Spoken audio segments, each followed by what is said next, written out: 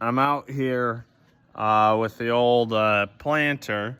I got these closing wheels right here. These are new this year. I bought these to help hopefully help with the give the seat a better chance at establishing its roots better. I'm kind of comparing these, and these are the old ones, this round one, but I have this spiked one here.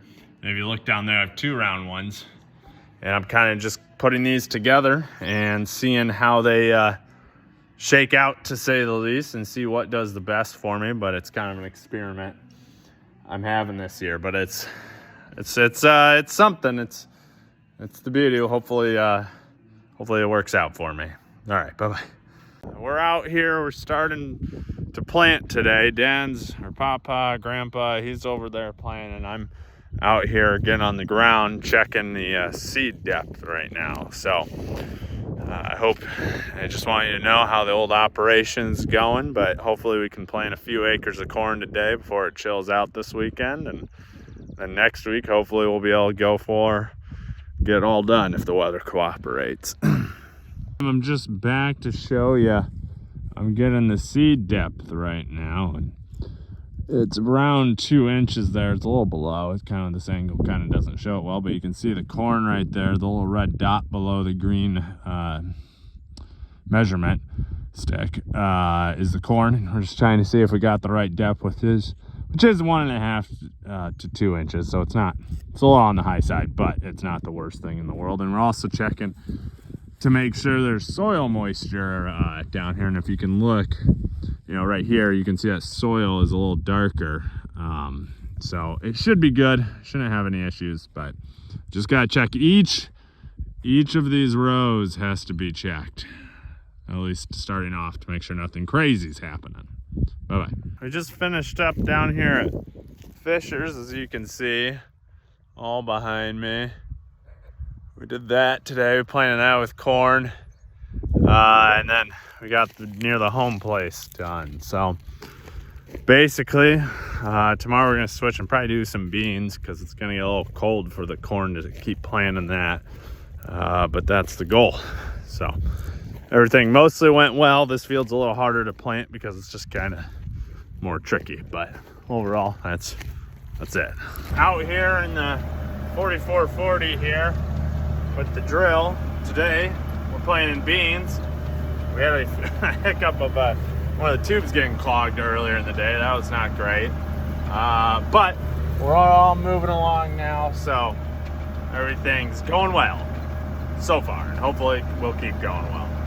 I'm out here planting some corn today. We got started a little bit yesterday, and hopefully we're here at the Bend 80.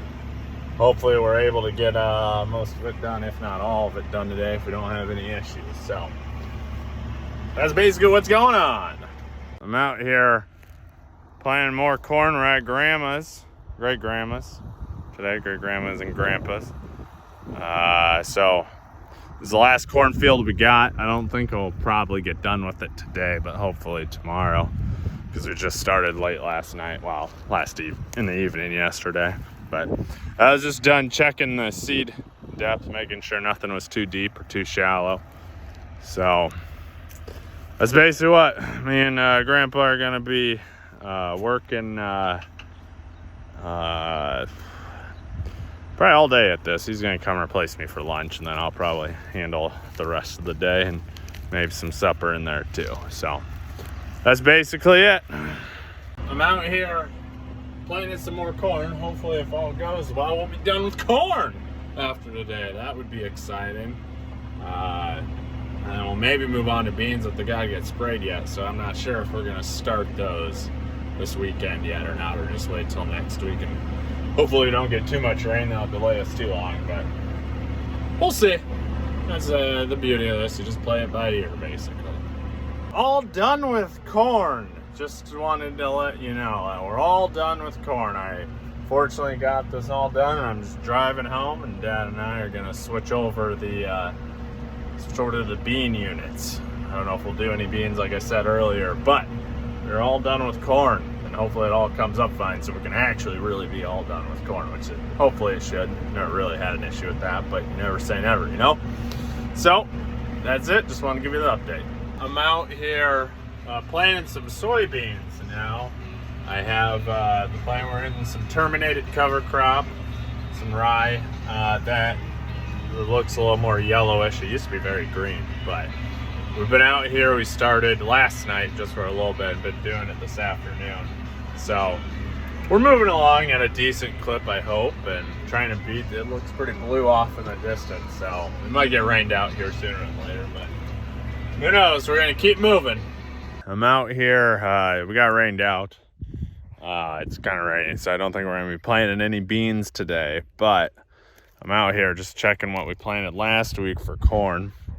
I don't know if you can see those little guys in that row. I'm checking them, and I got my tape measure out here, and I'm basically measuring how many of them are coming up so far and seeing if that kind of correlates to what I planted for population wise, and making sure that the planter was working right and we don't have to replant, which we never usually have to do, but you always want to double check. I'm out here planting more beans. We got rained out last week, so trying to get the rest of it done hopefully this week. But yeah, so we're just out here doing a job getting it done, I guess. So hopefully this week we'll finally be done with everything, and hopefully we'll have to replant again. So that would be wonderful. I'm out here looking at one of the last bean field, well, the last bean field we'll have to do when we're done at home. And I'm literally out here just checking to see if how wet it is still. And I mean, you can look, it doesn't look wet when you look at the top there. It looks like the old corn stuff is, the residue is dry, but then you dig down below and you can kind of see it's still a little muddy there. This really clings together a little more. So it's kind of a mystery. Hopefully with the warm weather we get today, and if it stays a little breezy out here, it'll help dry that off, but it's also underneath things, so I don't know how much it'll happen, but we'll see. I'm out here in the Benton 80 here. You can see we got the corns all up, mostly looking pretty good, I'd say. I sprayed the fence lines earlier. We had some grass creeping out into the rows a little too much. But now I'm just walking the field, just make sure there's no other weeds that are coming up that I did not anticipate. But overall, it's looking pretty good, so pretty happy with that. I'm out here side dressing. This is something new that I've never done before, and Dad I don't think has done in a long time. But essentially what we're doing is I'm putting on a little more nitrogen here for the corn. I didn't do as much up front, and I'm putting a little less on now, or a little more on now, and I'm just going to compare how it turns out compared to the ones I put more nitrogen up front, hopefully preventing some nitrogen loss that can go into the water, which is not great. And so kind of just testing things out, trying something different this year to see if this is worth doing. I'm out here just checking my soybeans. I just wanted to show you something. I kind of did a plot this year. I may have told you. Here's some rye that I burned down later than the rest of the field. You can see the rest of the field over there. The much more yellow stuff is the rye. Not so much right here, but the experiment I'm doing, and Dad or Grandpa might think I'm crazy for doing this, but I think it's better for the environment in the end, and will help maybe reduce my inputs someday. But if you look real close, I don't know if you can see the beans, and you can see this ground, it's all still wet. And I don't know if I think it rained maybe a little bit the other day, but you look at that, and that's being shaded by the rye. That's how that's staying a little more moist. Now, if I walk over into the field that we did have rye on, but it got burned down, I don't know, a week or two maybe before this other rye, maybe 2 weeks. I don't remember exactly. But if you look, there's some moisture, as you can see, like under where it's got more residue. But if you come into the spots where there's less residue, that's already dry. And like that's what I'm trying to do, is trying to experiment to figure out, that's one of the benefits of having the rye there. The one issue I have right now is I think the beans they're definitely a little slower there, haven't grown as much, and the stand count's slightly behind, I would say, the part of the field that has less of the beans, or has less of the rye in it. But there are certainly benefits to having this out here. It's just a trial and error and try to figure out how this is all going to work best. I'm out here looking at the beans here. I showed you this experiment from earlier this year. So I'm standing right here. This is the rows without the rye in it. You can see kind of thicker, and then you go over here into the beans with the rye. You can kind of tell there's a color difference. These beans are a little farther behind. There's not as many. It's definitely not as many beans came up, so that's kind of a learning thing. I think for the most part, it's pretty well, but I know it's a little different than this other one. I'll be curious kind of how it shakes out, if I can judge on the yield monitor how that will go. But I think solution to that is maybe planting a little heavier into the rye. I think that might help negate some of the issues that I'm seeing. But like if you can even tell, actually I don't know if you can tell, but in rows where the beans kind of go in and out of the rye,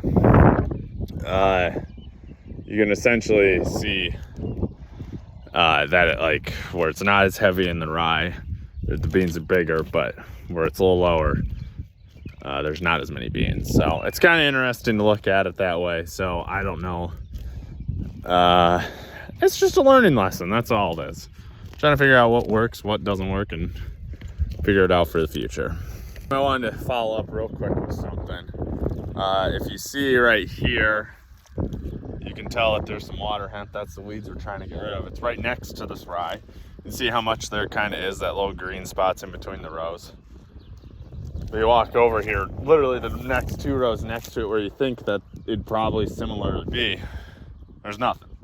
It's just the rye. So that's the trade-off, basically. You know what you're doing is you're trying to use the rye to help prevent those weeds, but also you're trying not to reduce your yield that much. So it's kind of a trade-off of what's acceptable or what's not. Even you can see this here again. I have more water hemp kind of right here. There's a little bit in there because it's kind of right on the edge, but then you get on another row. There might be some in there, but it's just not as grown, not as tall, and that's better because it's more likely it's going to die, or less likely it's going to get to the point where it's going to seed. So, I mean, look at this right here. You can literally look, again, same example. A lot of water hemp literally in this row. Move over to this row. Zilch. Maybe just some small ones, but nothing compared to the other. I'm out here in one of my other experiments that I'm doing in the field. As you can see, what happened here is when I think it was Dad, he planted, we left it a little wider. You're supposed to have 30-inch rows, but Dad got off a little bit, so it's basically a 60-inch row. So I had an idea, I've read this online about how to reduce your inputs is by, when you have wider rows, you might be able to grow some cover crop in between. And well, that's what we're trying to do right now. Now, this is a very small scale. It probably won't really do much anytime soon, but it's kind of working out. I just spread this on top. If I had the right equipment, it would drill that in. That's always the issue, is nothing's ever set up the way you want it to be. But the idea is, with all these different plants growing in these wider spots, they are putting carbon and feeding the biology in the ground that hopefully helps the plants more than using like synthetic inputs. And so we've never done this before. It's kind of weird. It's just in one little spot in the field, but I kind of wanted to see how it went. And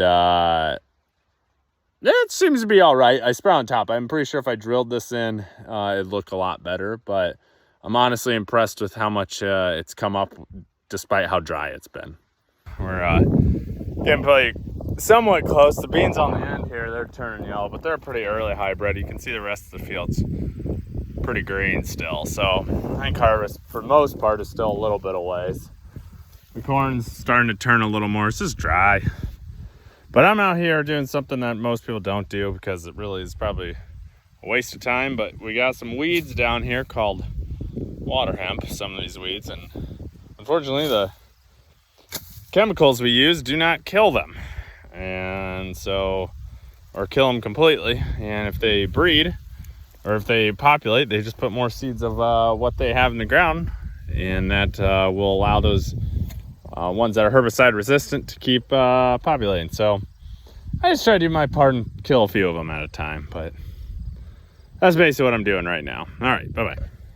I'm out here looking at our beans by what used to be Great Grandma's place. But I'm just looking out here, seeing how far they're coming along. Because harvest will be here sooner than we know it, because obviously you can see everything's starting to turn yellow. I did have one observation. I thought that was kind of interesting. Is this year, this bean field we extended. Normally in the past, it has only gone to about this barn, I think, right here, this shed, machine shed. I don't know if I can get that arrow. I think it's only gone about this area-ish. So what happened is last year we had corn planted right here in this more greener towards the highway. And then you come over here behind me. You can honestly look right here. I'll point right there. You see that line? So I think that's the line between where there was corn and beans last year. So this part that's a little more yellow behind me, that was bean ground last year. And so there's many factors going into this, but one of the factors is that the corn, the beans are taking those nutrients a little more, and potentially that may be why, having beans on beans, it's not exactly helping that as much. Also, because there's corn, there's more cover there. I also planted rye in this area, and I think I'm telling myself this to make myself feel better, I guess, but it seems, it's not turning as quick because either is slightly maybe a little more behind, but it also probably had a little more moisture that was still left compared to these beans, because these are just beans. There's no rye on this yellow part. And so it's kind of interesting to see that. And in a year where it's like a drought like this, I'll be curious what the yield monitor says and how this will turn out. I'm hoping that this shows, if you have some rye or if you have more cover, that's better than just straight doing no-till into no cover, because it's clearly, as you can see, there's a line. Man, this is hard to do this way. I'm not a teacher. There's clearly a line here of the green to the yellow. And it's pretty obvious. All right, bye-bye.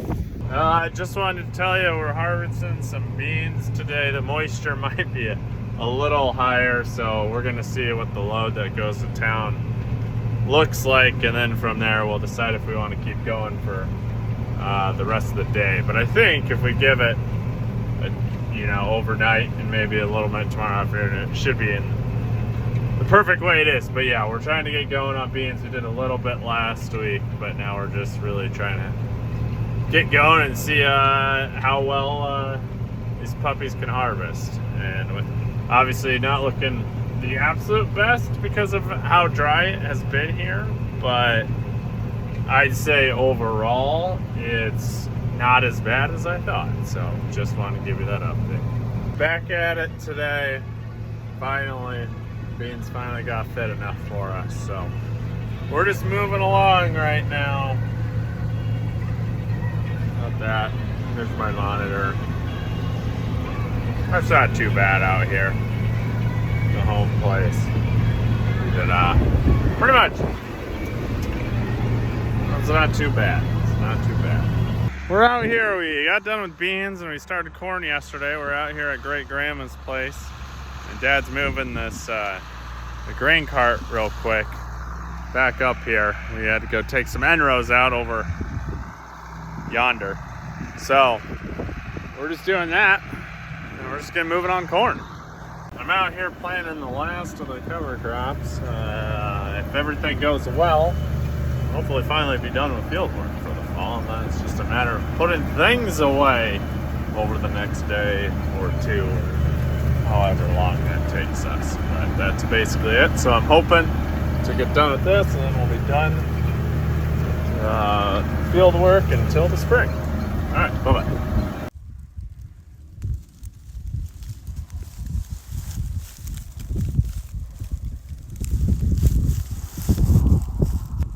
Probably thinking, Sean, why is there a gap between your rye? Well, the reason is, first off, the rye is being planted for partially conservation reasons, to help hold some nutrients in the ground, pull some nutrients up, do some other random stuff. Ultimately trying to protect the soil and case. Now it's not perfect, obviously it's not planted all the way across, but the issue is with planting all the way across, which I've seen in the past, and it can work if you get the right amount of rain, but because, you know, rain is non-existent in Iowa right now, we try to trail the rye. It's not perfect, but on each side of the old corn stalks. So when we come in this next year, we're not fancy enough to have a 15-inch.